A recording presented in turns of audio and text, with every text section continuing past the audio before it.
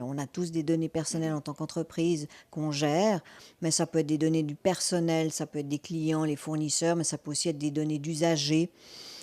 Et donc, il y a des principes légaux qui sont des principes identiques dans toutes les lois, y compris dans ce fameux RGPD dont on parle maintenant beaucoup, et qui s'appliquent quel que soit le type de traitement qu'on fait sur ces données personnelles. Par conséquent, on doit mettre un cadre de conformité sur le traitement de ces données.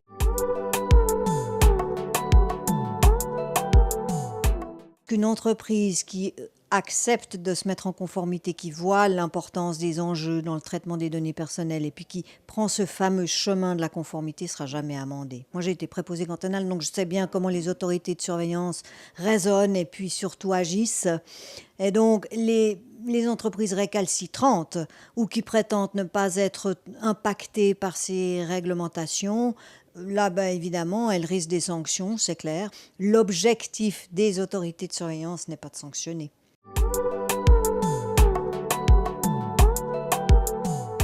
De la part d'un patron, ce qui est important, un entrepreneur, c'est de ne pas perdre la main sur ce qui se fait au sein de son entreprise. Et c'est souvent ce qui arrive.